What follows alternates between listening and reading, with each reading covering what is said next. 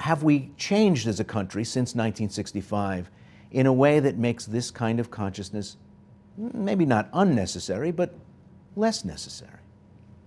Well, I think the 1965 was to make sure that individuals were never denied the access and the right to vote, and that obstacles were removed, and that obstacles were not allowed legally to be put in place for individuals to not have the ability to participate politically, be that in voting, running for office, or with how power is distributed for political purposes like redistricting.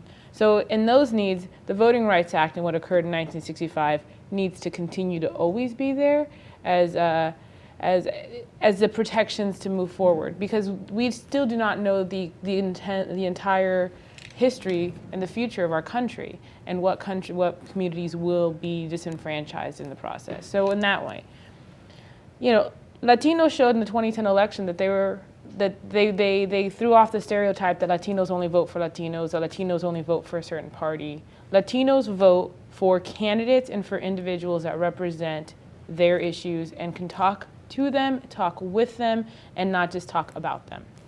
And so that continues the same. What the map and what the district looks like is when these legislators are creating these maps, or these independent commissions are creating, they need to understand the block data that census is giving them, and they need to understand the population and the communities they represent, not the political interest that needs to go there. Jack, what do you think?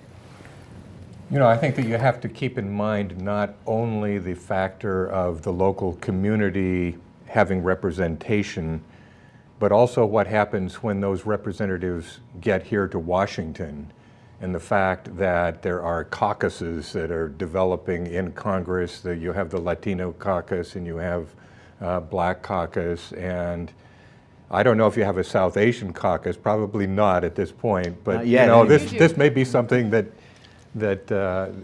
makes some sense as far as defending interests here in Washington. But all of this, once again, I think ties back into the question of, do you want representation on the basis of the people who are participating in the political process, or simply people who are resident here in the country? Gerry, the Voting Rights Act was meant to address the truly horrendous situation for Black Americans, where almost no one could be elected to Congress. The lack of clout in the State House meant that districts were drawn where you had intact areas of Black settlement that would be carved up into 5 different districts, creating Black minorities in a bunch of congressional districts rather than one community. But it's not 1965 anymore. Do the social conditions that led to the Voting Rights Act still exist today? Do we have to draw such racially self-conscious maps? Well, certainly, Ray, the times have changed. There's no denying that. And minority citizens, as well as Latinos, Asian Americans, African Americans, have taken their rightful place in elected positions throughout the country. And the LAO keeps very good numbers on how that progress has emerged over the last 50 or so years.